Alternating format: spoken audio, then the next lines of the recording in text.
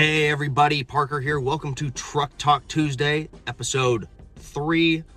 The show where I sit in my truck on Tuesdays, talk about real estate. So this week, just jumping into it, we're talking about buying and beating the competition when there is no inventory. Something that's really common across the United States right now, especially in my local market. There's no inventory right now. Heck, there was 10 houses that came on the market yesterday. 5 went pending, and the rest are going to go in the middle of the week, probably for over market. So when you're in this position and you're feeling lost, what do you do? Or you're thinking about jumping into the market. What do you do? How do you get around the fact that there's just nothing out there? And especially if you're in that kind of entry-level area, prices are inflating, you're seeing this happen, and you're wondering, how can I buy a house in between 3 and 400,000, between 4 and 5, 5 and 6, someplace where I want to actually be?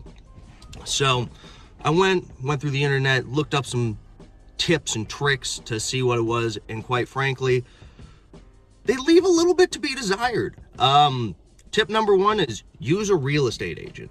As a real estate agent, I'm a huge fan of this, but when it comes down to it, essentially what people are saying is get a real estate agent. They'll look at MLS for you.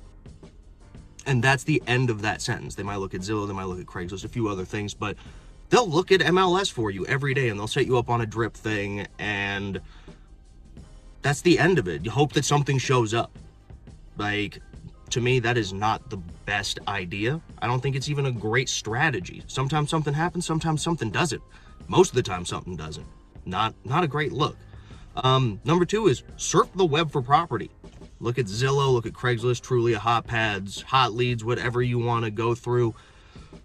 Do what your real estate broker's doing, and maybe you'll run into a FSBO that isn't wildly overpriced and they're willing to work with you. That's always an option. Be flexible in a low inventory real estate market.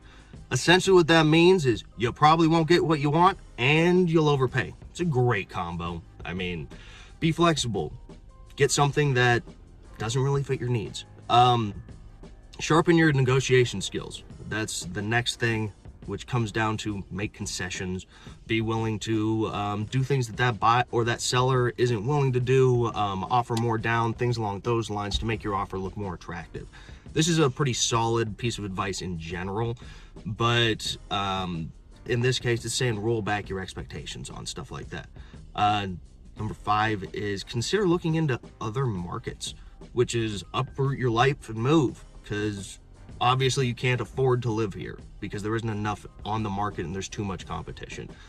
For me, my business is where I live, my friends are where I live. I don't want to move, and I really don't want to uproot my life, and I doubt most people do either, unless they have a job opportunity or something that's really pushing them or drawing them to another area.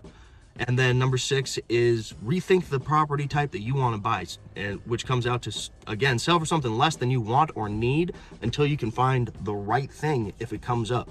And usually that means you got to wait a minimum of 2 years so that you can take advantage of your capital gains tax and not get dinged super hard for selling your house and be able to roll that equity forward. Overall, these things are essentially telling you to suppress your expectations and realize that you're probably not going to get exactly what you want. I don't like that strategy. I think that there are a lot of different options that you can have, especially as a buyer.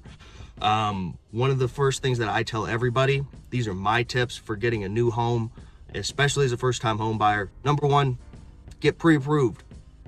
Know what your ceiling is. That way, as soon as you know what you can spend and what you are financeable for, you can create a game plan around what you are trying to do.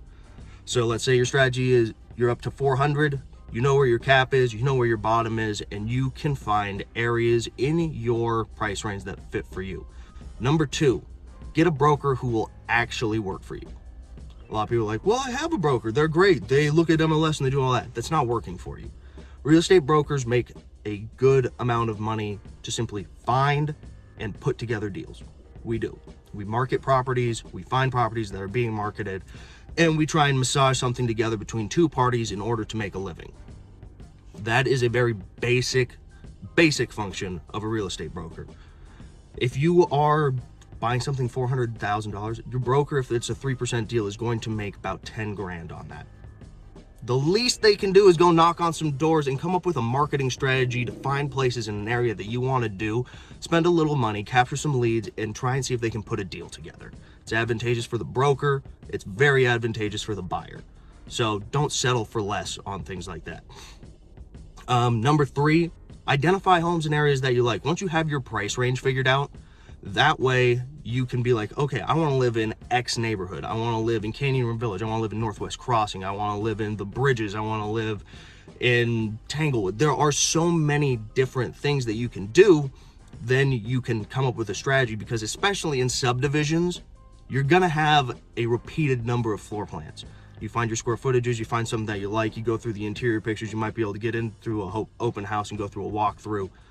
And then you can be like, okay, I like the 1,200 square foot floor plan in this neighborhood. How many of those are in there? And then you can target those houses and see if somebody's willing to sell their house. Number 4, once you find somebody that's willing to sell their house in these types of markets, be willing to work with an off-market seller. It might be a little bit different comparatively than just your typical MLS deal. If somebody's working to they're moving, the house is ready to go, very simple. If you're off market, you usually have to go through a few different steps. Sometimes you get in the house as is, you have to work with move out timelines, things like that. But typically you can get yourself a little bit of a discount because somebody was thinking about moving, or they didn't think they'd be able to sell, or they're in a different type of situation that is allowing you to take advantage of their selling opportunity. These are big deals. These are things that can make you a little bit of extra equity, but they do take a little bit more work. Number 5, be patient. Be patient. Digging for gold, it isn't a fast process, but it can easily yield huge rewards. So come up with a strategy.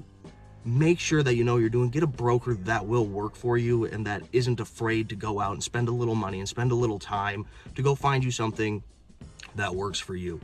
Because I know that if you have a broker that is going to work for you, you're going to have a great relationship, you're going to trust that person, and they're going to look out for you, and you're going to be able to learn a lot more about this real estate transaction as well as the process, and potentially have some bigger equity returns on what you on your home and your biggest investment in your life. So if you have any questions about this kind of stuff, feel free to reach out. My phone number is 541-815-4136. You can find me at my website, which is sellingcentralor.com. I'd love to hear from you. Let me know if you have any comments. Leave questions below. I'll get back to you. Love to hear from you. Have yourself a great day.